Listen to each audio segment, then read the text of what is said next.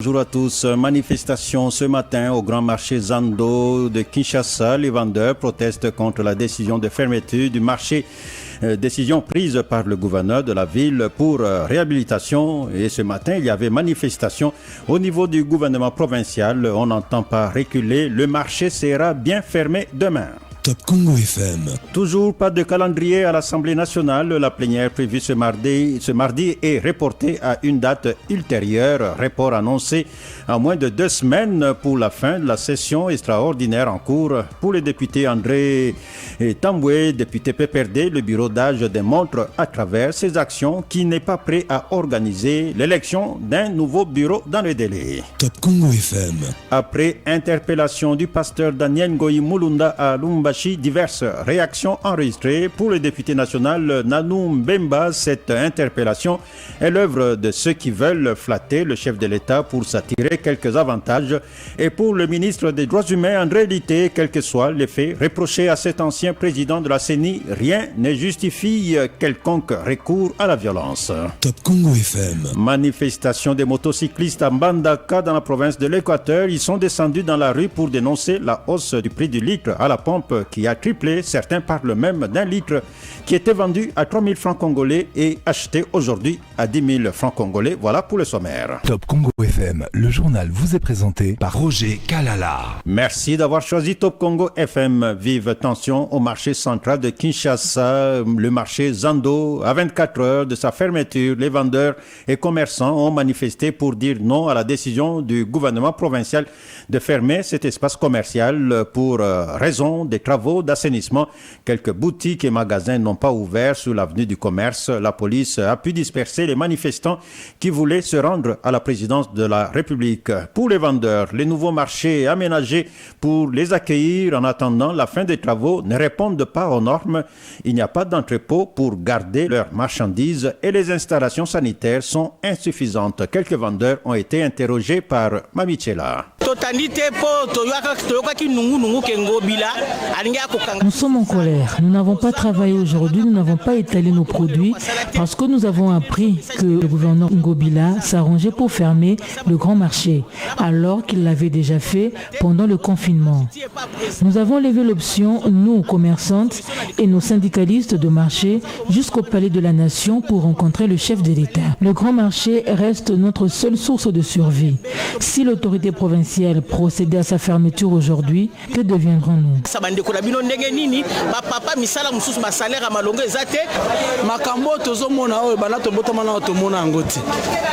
Ce qui se passe est vraiment inédit.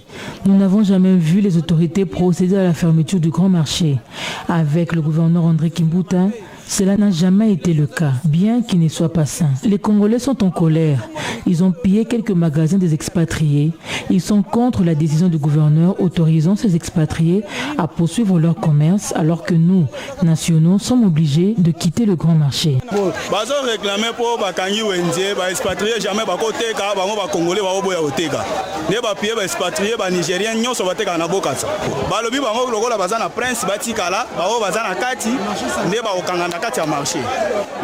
Vendeur du grand marché Zando, traduction de Peggy Wabeno. Au niveau du gouvernement provincial, on n'entend pas reculer. Le marché sera bien fermé demain.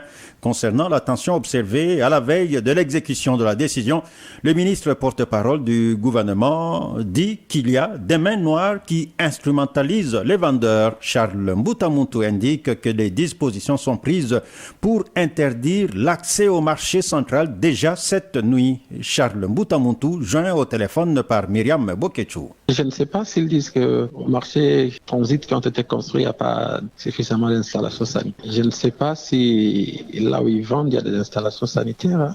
Je pense qu'il s'agit de la manipulation. Ce qu'on fait, c'est pour l'intérêt de tous les exploitants du marché. Vous voyez l'état dans lequel se trouve ce marché actuellement. Ça laisse à désirer. Alors, il est important qu'on entreprenne quelques travaux de réflexion et de réhabilitation. Ça veut dire qu'on doit évacuer toutes ces tas d'immondices, les évacuer. Jusque-là, nous n'avons pas encore l'écho contraire de l'autorité urbaine. Quelles sont les dispositions mises en place par le gouvernement provincial pour empêcher les vendeurs d'accéder au marché central de Kinshasa dès demain? Il y aura certainement des dispositions qui vont être communiquées et je pense qu'on va planifier ensemble avec les responsables du marché, avec les vendeurs, parce que c'est pour leur intérêt. Ils doivent adhérer à la vision. Nous sommes en train de mettre en place des mécanismes pour que les choses se passent dans la paix. Donc, il y a des dispositions qui vont être communiquées et on est en train de travailler sur ça. Nous sommes en train de planifier de manière ordonnée ce qu'on va évacuer les gens, comment est-ce qu'on va les faire. Réflexion, d'assainissement, de réhabilitation. Je pense que ça ne doit pas prendre trop de temps. De remettre quand même les normes et puis les orientations seront données. Le ministre porte-parole du gouvernement provincial de Kinshasa, Charles Mbouta Muntu, qui répondait aux questions de Myriam Boketchou. Manifestation des motocyclistes en Mbandaka dans la province de l'Équateur. Ils sont descendus dans la rue pour dénoncer la hausse du prix du litre à pompe qui a triplé. Certains parlent même d'un litre qui était vendu à 3 000 francs congolais et acheté aujourd'hui à 10 000 francs congolais. Difficile d'expliquer cette hausse. La province a été ravitaillée en carburant la semaine passée et comme le prix du carburant a grimpé, le prix de la course pour un taxi-moto a triplé. D'après un habitant de Mbandaka, les manifestants ont été dispersés par la police. On l'écoute au téléphone de Myriam Boketchou. C'est regrettable pour ces gens qui sont en train de diriger la province. Il y a un bateau qui vient d'arriver, madame. Et vous savez, en Mbandaka, ici, le prix de carburant, c'est à 3 000 francs, 2 500. Subitement, madame, nous voyons cette hausse de prix qui vient d'où, je ne sais pas, parce que le gouverneur lui-même a une station d'essence. Mais on a distribué l'essence depuis le jeudi. Jusque-là, les stations n'ont pas de dimanche. Mais ils ne veulent pas vendre, ils sont en train de spéculer le prix. Le prix est arrivé à 10 000, 9 000. Non, on ne comprend plus rien. Où est-ce que nous allons? La population est abandonnée d'elle-même. Et on est en train d'interférer le chef de l'État pour tout ce qui se passe à l'Équateur. Il fait sourd d'oreille. On dirait que l'Équateur n'existe pas au Congo. Il y avait une hilarité qui n'a fait même pas 2 jours. Le bateau est arrivé à temps, madame. Il y a un bateau pétrolier qui est arrivé à temps, je crois, le mardi. On a décompté le même jour. Si l'autorité provinciale était vraiment une autorité, il pouvait donner l'ordre à cet homme d'essence de vendre les carburants au profit des citoyens. Au moment où je vous parle, le taxi-moto revient à 2 000 francs la course et on ne comprend plus rien. Ils ont manifesté. Le général de la police est allé disperser cette manifestation. Manifester parce qu'il savait que la pompe essence était ravitaillée en carburant et ils ne veulent pas vendre. Un notable de Mbandaka au téléphone de Myriam Boketchou. Des réactions après interpellation du pasteur Daniel Ngoyi Mulunda à Lumumbashi. Réaction du député national Nanoum Bemba qui relève que le pays traverse une période où le chef de l'État essaye de rassembler tout le monde pour son développement. Le député élu de Kipushi estime que cette interpellation est l'œuvre de ceux qui veulent flatter le chef de l'État pour s'attirer quelques avantages. Selon lui, l'ancien président de la CENI devrait être convoqué par les juridictions compétentes. Le député national Nanoum Bemba au téléphone de Barik Bouema. Il y a des hommes aujourd'hui en mal de positionnement qui cherchent par tous les moyens soit de flatter ou d'attirer l'attention des chefs pour qu'on dise qu'ils sont en train de travailler, mais moi je pense que c'est de tirer en sens contraire. Aujourd'hui, on n'a pas besoin des actes pareils pour être connu ou bien pour être apprécié. Et même le chef de l'État, je suis sûr qu'il n'est pas encore informé, et aussitôt informé, il mettra à la justice, devant la justice, le monsieur qui vient d'agir illégalement en ce moment, parce qu'aujourd'hui, le pasteur Mulunda peut bénéficier d'une convocation. C'est quand même un citoyen. Son adresse est connue. Maintenant, pourquoi l'humilier? Qui gagne dans tout ça? Bref, en tant que notable, en tant qu'élu de la province du Haut-Katanga, je dis que halte à tout ça et stop aux flatteurs. Nous ferons un effort pour suivre de près ce dossier et je demande aussi à la population katangaise d'être vigilante. Parce qu'aujourd'hui, c'est que nous sommes devant des intimidations, nous sommes devant la provocation, mais mettons les chefs de l'État en dehors de tout ça. Pensez-vous que ce qui vient de se faire là, c'est avec l'accord du chef? Je ne pense pas. Je suis en train de connaître aujourd'hui le président de la République, Félix Tshisekedi. Pasteur Daniel Ngoyi Mulunda pour propos xénophobes et séparatistes. Pour le ministre André Litté, quel que soit les faits reprochés à cet ancien président de la CENI, rien ne justifie quelconque recours à la violence. Le ministre des Droits humains, André Litté. Rien ne pouvait justifier les recours aux voies de fait par certains agents de l'ANR au Katanga à l'occasion de cette interpellation du pasteur Daniel Mulunda. Peu importe ce qu'on lui reproche, de telles pratiques sont aux antipodes de l'état de droit. Au sujet de faits qu'on lui reproche, écoutez, à l'heure qu'il est, nous ne pourrions pas, nous avancer dans un sens comme dans l'autre en termes de qualification. Tout ce qu'on sait est qu'il se trouve désormais entre le maître de la justice et à ce niveau-là, on devra fixer la société. Et comme tout le monde, on doit entendre et savoir ce qui en résultera. C'est tout aussi simple que ça. Voilà ce que je puis vous dire du moins à cette étape des choses. Et puis l'unité nationale est l'une des forces de la RDC. Notre pays n'a qu'un seul ennemi qui est le sous-développement. C'est la réaction d'Emmanuel Ilunga Ngoyi aux propos tenus par le pasteur Daniel Ngoyi Mulunda devant ses fidèles. L'ancien ministre des Congolais de l'étranger qui se dit consterné estime que tous les Congolais doivent se battre ensemble pour relever ce défi. Selon lui, toutes les bonnes initiatives doivent être accompagnées et non faire l'apologie de la xénophobie. Il est au micro de Rémi Molingati. Je suis consterné par ces propos et choqué pour voir qu'un homme entre guillemets des dieux, si tant est qu'il soit un homme des dieux, puisse parler, s'adresser à ses fidèles sous ces formats-là. Nous avons un seul ennemi au Congo, c'est la misère. Nous avons un seul ennemi au Congo, c'est le sous-développement. Et nous devons nous battre ensemble pour relever les défis. Une fois que les défis seront relevés, l'harmonie régnera. Là où la misère est, la joie sort par la fenêtre. Ça a toujours été ainsi. Alors l'ennemi, c'est pas l'autre. L'ennemi, c'est la souffrance, c'est la misère que nous partageons. Et nous devons demain apprendre à partager l'éthique et le progrès. Sur le combat du chef de l'État aujourd'hui, Félix-Antoine Tshisekedi, il fait des efforts. Je pense qu'il faut appuyer ces efforts. Sans contrepartie, sans faire les djalelo, sans comme certains le font. Non, on appuie parce que l'idée est bonne pour la nation. Point barre. Que ça vienne du président Félix, que ça vienne de quelqu'un d'autre, mais l'idée est meilleure, on l'appuie, on les soutient, parce qu'on doit appuyer une idée qui est favorable à notre... Des propos recueillis par Rémi Mulingati. Insécurité dans la province du Sud Kivu, la société civile a présenté un tableau sombre de la situation dans un rapport. Tous les 8 territoires que compte cette province connaissent l'activisme des groupes armés.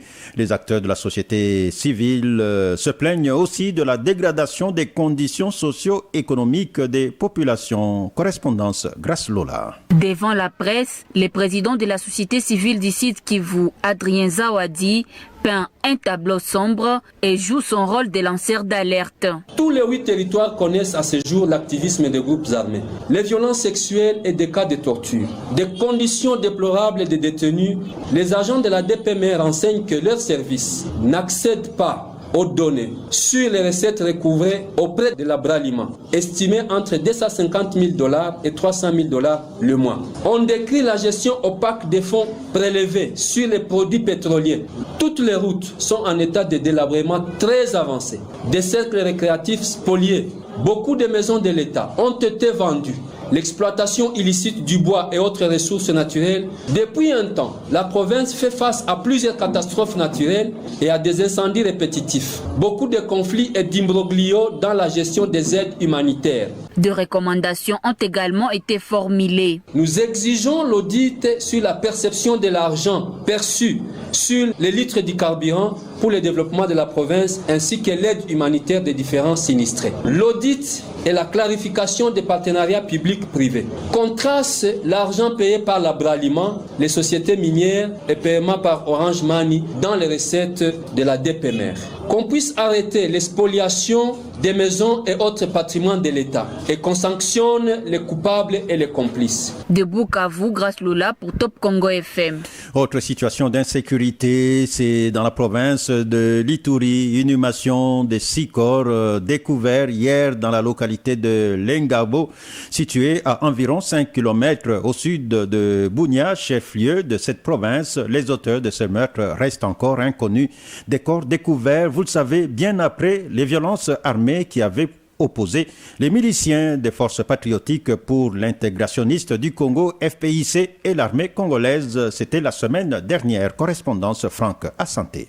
Les corps de ces victimes ont été enterrés sous émotion la même soirée de ce lundi 18 janvier 2021 par l'équipe de la Croix-Rouge. Une situation qui vient alourdir les bilans des hostilités depuis le 7 janvier de cette année entre l'armée congolaise et les miliciens de FPIC dans cette localité, affirme Innocent Kato.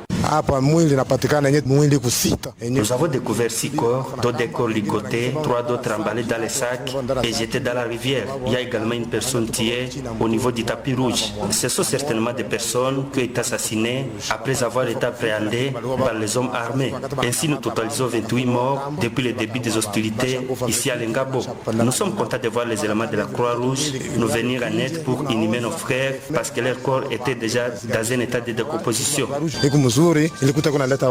La recrudescence de l'insécurité dans la ville de Bunia et ses environs monte à grande échelle à ce jour, chose qui préoccupe le gouverneur honoraire de cette province, Jefferson Abdallah Penembaka, qui appelle les miliciens locaux à déposer les armes pour le développement de la province. À nos frères et sœurs égarés qui ont choisi la voie des armes pour chercher à s'exprimer, revenez sur la voie de la raison. La République a besoin de vous. Ensemble, nous pouvons reconstruire ce pays. Au lieu de prendre les armes, de tuer vos frères. Et parfois, toutes ces rébellions qui naissent ici à l'Est, et notamment à Ituri, n'ont pas de grands objectifs. C'est juste pour se régler des comptes dans les villages, territoires. C'est triste. Pour rappel, à mission depuis la semaine dernière à Bunia, le commissaire général adjoint de la police nationale congolaise, le commissaire divisionnaire Philemon Yav, avait sollicité la collaboration de la population locale en vue de rétablir l'ordre et la sécurité dans cette région. Bunia, Franck Assanté, Top Congo FM. Et il y a toujours des scènes d'horreur à l'est de la RDC. 7 des 14 cultivateurs kidnappés le week-end dernier ont été décapités. C'est en l'espace de 3 jours à Kibirizi, village situé dans le territoire de Rutshuru, au Nord Kivu. C'est le bilan encore provisoire avancé par la société civile. Selon Jean-Claude Bambazé, son président, cette situation a entraîné un déplacement massif de la population et les FARDC ne sont présents que sur le lieu craignant d'éventuelles attaques. On l'écoute, il a été joint au téléphone par Myriam Boketchou. L'information est confirmée, donc 7 personnes qui ont été kidnappées, c'est non loin de Kibirizi, c'est dans la chefferie de Buito, en territoire de Rutshuru. Malheureusement, ce matin, on vient de retrouver un décapité et les 6 autres restent encore introuvables entre les mains de ces ravisseurs. Ce cas vient s'ajouter encore à d'autres cas qui sont passés à Bunagana où il y a eu beaucoup de tueries la semaine passée. Cela fait à ce que nous confirmions encore une fois que la situation sécuritaire dans le territoire de Rutshuru est très volatile et qu'il faille que l'autorité, en tout cas, ait un regard sur tout ce qui se passe dans notre territoire. En tout cas, il y a déjà plus de 7 personnes mortes la semaine passée et cette semaine. Et dans quelles circonstances ces personnes ont été kidnappées ? Bon, c'est des gens qui quitté un milieu qu'on appelle Kirima. Kirima, c'est non l'ours de Kibirizi qui se rendait vers Kibirizi. Et juste, il y en a d'autres qui étaient dans le champ, qu'on a retrouvés dans le champ et on les a emportés dans la forêt. Il y a encore probabilité que d'autres soient encore enlevés si rien n'est fait. On parle encore des violences à l'est de la RDC. Les Pygmées disent être toujours en deuil après le massacre de près de 50 personnes au village de Massini à Irumu, en Ituri.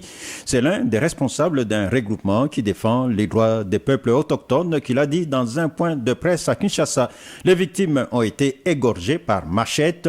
D'après le coordonnateur de la dynamique des groupes de peuples autochtones, les Pygmées attendent une condamnation publique de l'État de ces actes barbares, justice et réparation.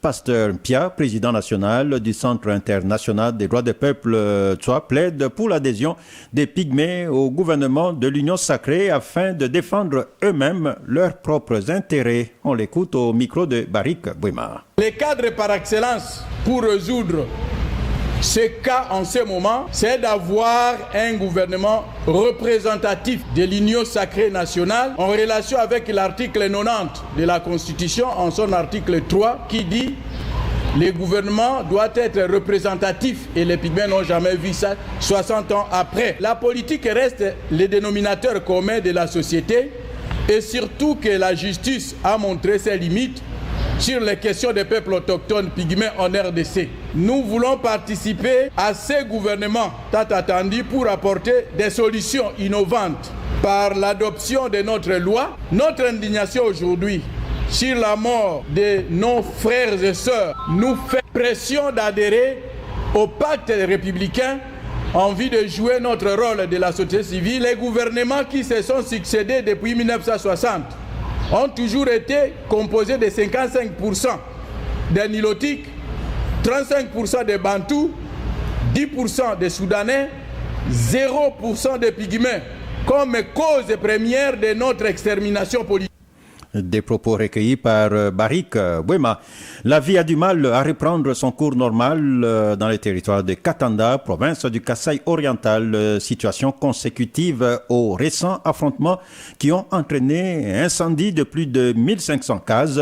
Les chefs de Benanchimba, Benakapuya et Benamwembia en appelle à l'intervention directe du chef de l'État pour mettre fin à ce conflit. Correspondance Nicolas Kazadi. C'est un conflit qui perdure et cela fait des décennies qu'il existe. C'est une triste histoire du territoire des Katanda entre les communautés de Benanchimba, Benakapuya et Benamwembia. Des morts, il y en a eu plusieurs dizaines, des blessés et des déplacés au cours de ces 10 dernières années. À ce jour, les chefs de Benakapuya renseignent que le non-respect des limites des terres est à la base de cette situation. Des centaines de familles sont encore en brousse il y a de cela maintenant quelques mois depuis les derniers affrontements qui remontent du mois d'août 2020. Mutombo Wachibangila indique que l'État congolais devra suivre de plus près cette situation.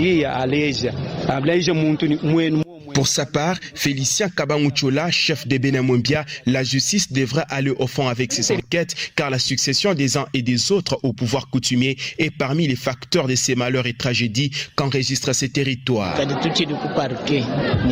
C'est un calme précaire qui sévit dans cette partie du Kasaï oriental depuis les récents affrontements entre ces communautés, indique Mutombo Kazadi Kazala II. D'où la nécessité de voir l'intervention directe du chef de l'État. La paix est là, mais elle est encore précaire. Nous espérons que le chef de l'État... Les récents affrontements de la période comprise entre août et novembre 2020 entre les communautés de Benanchimba, Benakapuya et Benamwembia avaient fait plus de 50 morts selon les communautés en conflit et une dizaine selon les sources officielles. Et pour le moment, un dossier est déjà ouvert en justice pour établir les responsabilités. Mboujimaï, Nicolas Kazadi, Top Congo FM. Le journal, toute l'info du canal Info La Fréquence. Utile de Kinshasa. À l'Assemblée nationale, l'élection du bureau définitif devient-elle hypothétique? La question se pose après l'annonce par le bureau d'âge d'un nouveau report de la plénière qui devait se tenir aujourd'hui. Report annoncé à moins de 2 semaines de la fin de la session extraordinaire en cours. Et pour le député PPRD, André Tamboué, le bureau d'âge démontre à travers ses actions qu'il n'est pas prêt à organiser l'élection d'un nouveau bureau dans le délai. Pour lui, le bureau est engagé plus dans la quête de la nouvelle majorité. André Tamboué affirme que son parti et le FCC sont déjà prêts pour affronter cette élection. Il est au téléphone de Trésor Kiyombo. Comme vous le savez, nous avons déjà décrié la médiation et les compétences de membres du bureau d'âge depuis le début. Et les événements qui se suivent, qui se cumulent, indiquent très bien que nous avons raison d'avoir douté de la capacité des membres de notre bureau d'âge de bien présider à la destinée, ne fût-ce que provisoire, de notre Assemblée nationale. À l'heure qu'il est, le report est tempestif des plénières mettent déjà du doute sur l'issue heureuse de cette session extraordinaire. À partir du moment où le président d'âge et ses 2 Benjamins se sont plongés dans la lutte de compétition pour les partis qui doivent participer au renouvellement des membres du bureau d'âge, ils ont compromis l'efficacité de leur travail. Est-ce que votre parti politique a déjà désigné ses délégués à l'élection du bureau définitif? Mon parti politique est respectueux de ses engagements vis-à-vis de la plateforme FCC. Donc le ticket que va soutenir mon parti sera celui que le FCC va de manière consensuelle présenter. Voilà, c'était donc le député André Tambouemé. Il y a ceux qui sont certains que les matières inscrites à l'ordre du jour seront épuisées avant la fin de la session. Conviction du député national Gracien Irachan qui indique que la plus grande raison du report de la plénière à l'Assemblée nationale reste celle liée à la Covid-19. Gestion des ambitions des députés de l'Union sacrée pour l'élection du bureau définitif à l'Assemblée nationale. Bientôt, un cadre de discussion et d'échange sera mis en place afin de faciliter les échanges et la collaboration entre députés membres de l'Union sacrée au niveau de l'Assemblée nationale. Selon le député UDPS Tony Mwaba, tout cela sera fait dans le but d'éviter des frustrations au niveau interne, mais il précise que tout cela ne se fera pas avant certains préalables, notamment la déclaration des appartenances politiques. Le député Tony Mwaba au téléphone de Osé Mandanda. Un cadre sera constitué et animé pour la gestion des ambitions des uns et des autres. C'est tout à fait normal en politique, mais maintenant il faut que ces cadres-là soient mis en place et sera mis en place très rapidement pour gérer les ambitions des uns et des autres. Pas seulement du côté de l'actuelle majorité pour constituer les tickets, mais j'imagine, même au niveau de l'opposition, c'est tout à fait naturel que cela s'efface également. Ça, c'était pour éviter les frustrations des uns et des autres. Mais comment est-ce que vous allez procéder, notamment avec les députés qui sont par exemple du PPRD comme parti politique, mais ils se reconnaissent dans l'Union sacrée? Mais dans tous les cas, vous avez suivi avec les derniers arrêts de la Cour constitutionnelle. Donc, même un député individuellement peut faire une déclaration d'appartenance. Donc, il n'est pas confiné dans son parti ou son regroupement. Donc, la Cour constitutionnelle a interprété les dispositions constitutionnelles. Donc, même un député peut faire une déclaration et ça sera acté. Et on en tirera les conséquences. C'est une union sacrée qui accueille tous ceux qui adhèrent à la vision du chef de l'État, d'où qu'ils viennent, et surtout en ce qui concerne nos collègues de l'ensemble du MLC, nous avons commencé cette aventure ensemble, cette révolution parlementaire, c'était avec eux, et je crois que nous allons cheminer ensemble. On parle toujours de l'Union sacrée et il y a cet appel du sénateur Guy Loando-Mboyo, les députés provinciaux appelés à privilégier l'intérêt de la nation et à œuvrer pour le bien du peuple congolais. Appel donc du sénateur Guy Loando. Pour lui, l'époque de positionnement politique est révolue. C'était à l'occasion de l'échange de vœux organisé à Kinshasa avec le collectif des provinciaux. Cette rencontre, c'était une occasion pour le collectif des députés élus qui vont plutôt des députés provinciaux qui devraient jeter des fleurs au sénateur Loando pour ses différentes réalisations. Des propos recueillis par Cécile Ngomba. Les Congolais n'ont plus besoin de la démagogie. Ils n'ont plus besoin de répartition selon les paramètres sataniques et diaboliques. Les Congolais attendent. Il n'y a pas d'eau, nous donnons de l'eau. Il n'y a pas de routes, les routes sont réhabilitées. Il n'y a pas d'école, il y a de bonnes écoles. Il n'y a pas d'hôpitaux, il y a des hôpitaux qui existent. Où ils ne sont pas obligés de venir à Kinshasa pour des soins appropriés, mais à partir du Diofa, des Kwango, des Kasaï, ils peuvent se faire prendre en charge, même s'ils ont de la prostate, s'ils ont fait la dialyse. Rien qu'au niveau des provinces, les Congolais sont pris en charge. Que nous ayons un marché local où on peut s'approvisionner en médicaments, on peut s'approvisionner en vêtements. C'est possible d'avoir ce marché local parce que nous en avons les potentialités. Nous avons près de 80 millions de terres arables. Pourquoi pas avoir des produits tout made in Congo? Pourquoi seulement importer? Tout ça, c'est le grand débat que nous voulons prôner dans notre pays. Fini ces intérêts égoïstes. Mettons le Congo, on va tous ces Congolais, des jeunes qui sont dans le chômage, qui ne rêvent que de travailler dans leur pays. Nos Congolais de la diaspora qui veulent revenir, ils vont revenir dans quelles conditions? C'est nous ici, les parlementaires, qui devons leur offrir un cadre approprié pour qu'ils reviennent dans leur pays, pour qu'ils travaillent.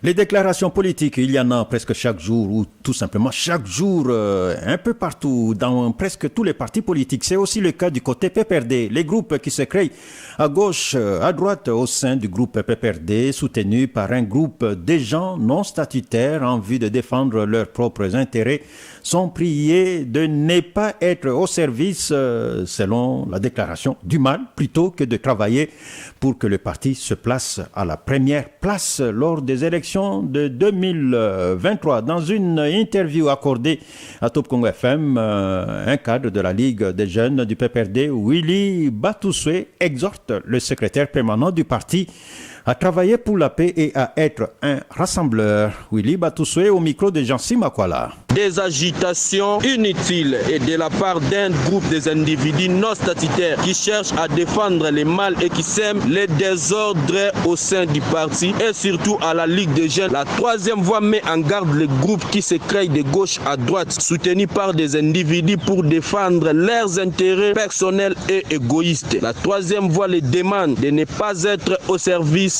du mal, plutôt de chercher à apporter le savoir-faire qui permettra à notre cher parti d'occuper une place importante aux échéances électorales d'avenir. La troisième voie exhorte les camarades secrétaires permanents Emmanuel Ramazan Chadar qui gèrent le parti au quotidien de privilégier la paix et de continuer à être un rassembleur car tout le monde peut disparaître sauf le PPRD, le parti cher de camarade Joseph Kabila Kabange. La troisième fois demande au président national du parti de travailler avec des organes statutaires, entre autres le secrétariat permanent, la Ligue des jeunes et la Ligue des femmes, afin d'apporter des réformes nécessaires à tous les niveaux pouvant nous permettre de redynamiser les partis dans toute l'étendue de la République démocratique du Congo. Des propos recueillis par Jean-Si Makwala. 14 heures passées d'une minute, la suite du journal. Le paiement de la compte de l'impôt sur les bénéfices et profits. Les contribuables sont invités à s'acquitter de leurs obligations au plus tard le vendredi 29 janvier, étant donné que l'échéance tombe le dimanche 31 janvier. C'est pour permettre la prise en compte de leur paiement dans le délai. Selon la DGI, il s'agit des petites entreprises dont le chiffre d'affaires annuel se situe entre 10 millions et 80 millions de francs congolais et relevant de la gestion des centres des impôts synthétiques installés sur toute l'étendue du territoire national. Détail Mami Tchela. Il convient de rappeler que cet acompte correspond à 60% de 1% du chiffre d'affaires de l'année 2020 pour les activités de vente et à 60% de 2% du chiffre d'affaires de l'année 2020 pour les activités de prestation de services. Toutefois, lorsque les petites entreprises exercent à la fois les activités de vente et de services, les chiffres d'affaires respectifs doivent être cumulés. Dans ce cas, l'acompte susvisé est calculé suivant le taux du chiffre d'affaires afférent à l'activité principale. À cet effet, les petites entreprises sont invitées à retirer le formulaire de bordereau de versement d'acompte de l'impôt sur les bénéfices et profits à leur charge auprès des centres d'impôt synthétiques dont elles relèvent ou le télécharger à partir du site web de la Direction générale des impôts DGI à l'adresse suivante www.dgi.gouv.cd. Tout paiement qui interviendra au-delà de l'échéance sera assorti des pénalités de recouvrement conformément à la loi.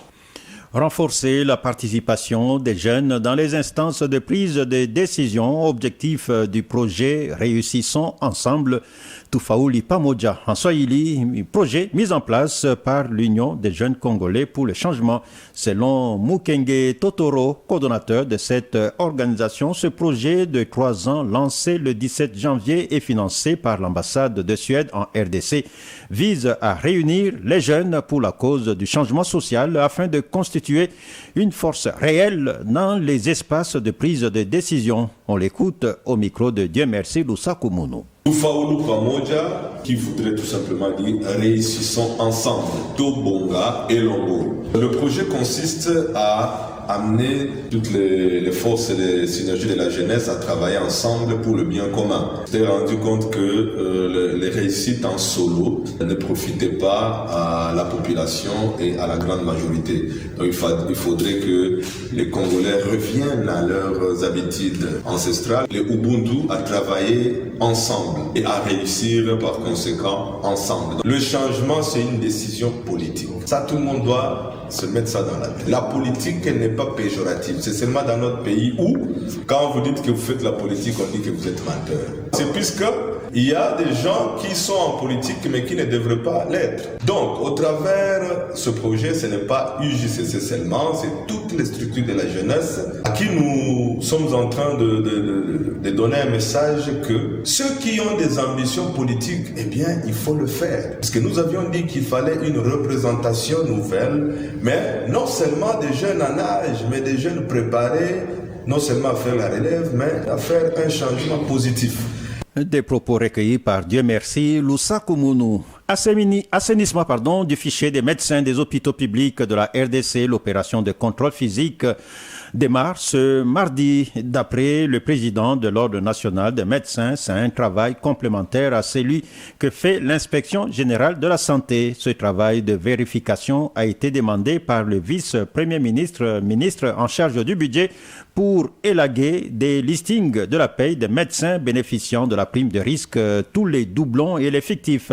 Dr Berthier Nsadi souligne que la première phase de l'opération menée depuis novembre dernier par l'Ordre des médecins a consisté à confronter la liste des payes de la prime de risque au tableau de l'Ordre. La deuxième phase leur a permis de dégager les doublons grâce au numéro d'ordre de chaque médecin bénéficiaire de la prime de risque. Et la troisième étape qui débute ce mardi 19 janvier consiste à vérifier si les médecins travaillent effectivement dans les hôpitaux où ils sont affectés. Docteur Berthier Sadi au téléphone de Peggy Wabeno. C'est la troisième étape d'une activité qui a commencé depuis début novembre, qui est la dernière phase en fait pour nous avant de rendre notre rapport au ministère du budget et concomitamment au niveau de notre ministère étudiant, le ministère de la Santé. C'est maintenant le contrôle physique, la vérification de la présence effective physique des médecins qui se trouvent sur la liste de paye par rapport à leur institution désignée dans cette liste-là. Le contrôle qui a été mené par l'inspection générale, effectivement, les inspecteurs, lorsqu'ils descendent, ils ne connaissent pas les médecins. Donc, c'est tout à fait normal que pour ces genres de contrôles-là, le médecin doit se munir de tout le document qui prouve qu'il est médecin et qu'il est affecté dans cet hôpital-là. Ici, c'est un contrôle qui se fait dans une corporation et fait par les pairs, comme on dit. Et c'est tout à fait normal parce que il y a beaucoup de médecins qui ne devaient plus être là et qui se retrouvent, et parce qu'il y a des personnes qui n'ont pas qualité de médecin que l'on a découvert sur ces listes-là. Il y a des médecins qui sont signalés dans les institutions que les cellulaires, les responsables ne connaissent pas. Et même les responsables des institutions ne connaissent pas. Et deuxièmement, nous avons trouvé également beaucoup de médecins affectés dans des institutions que nous avons du mal à localiser. Docteur Berthier Sadi au téléphone de Peggy Wabeno. Les infos Top Congo, c'est comme entre amis, le temps passe vite quand on est entre amis. Et oui, c'est passé vite. Top Congo FM 88.4, première radio d'information en République démocratique du Congo. Manifestation ce matin au grand marché Zando de Kinshasa. Les vendeurs protestent contre la décision de fermeture du marché prise par le gouverneur de la ville pour réhabilitation et assainissement de ce grand lieu de commerce. La police a pu disperser les manifestants qui voulaient se rendre à la présidence de la République et au niveau du gouvernement provincial, on n'entend pas reculer. Le marché sera fermé demain. Top Congo FM. Toujours pas de calendrier à l'Assemblée nationale. La plénière prévue ce mardi est reportée à une date ultérieure. Report annoncé à moins de 2 semaines de la fin de la session extraordinaire en cours. Pour le député PPRD André Tamboué, le bureau d'âge démontre à travers ses actions qu'il est prêt à organiser, qu'il n'est pas prêt à organiser l'élection d'un nouveau bureau dans le délai. Top Congo FM. Après interpellation du pasteur Daniel Ngoyi Mulunda à Lumumbashi, diverses réactions sont enregistrées. Pour le député national Nanou Mbemba, cette interpellation est l'œuvre de ceux qui veulent flatter le chef de l'État pour s'attirer quelques avantages. Top Congo FM. Manifestation des motocyclistes en Bandaka dans la province de l'Équateur. Ils sont descendus dans la rue pour dénoncer la hausse du prix du litre à la pompe qui a triplé. Certains parlent même d'un litre qui était vendu à 3 000 francs congolais et qui est acheté aujourd'hui à 10 000 francs congolais. Top Congo FM. Ainsi s'achève ce journal qui porte les signatures de Mamichela Barik Bouema, Trésor Kiyombo, Ose Manzanza, Myriam Bokechu. Journal réalisé sous la coordination de Peggy Wabeno et mis en onde par Chris Bivoula et Alain Bongo Pascal. Ainsi s'achève ce journal. Restez à l'écoute de Top Congo FM. 5 éditions, 18 bulletins d'information. Top Congo FM 88.4, première radio d'information en République démocratique du Congo. Une rédaction en contact permanent avec ses auditeurs. 080 812 812. Information avec Top Congo FM 24h sur 24, 7 jours sur 7.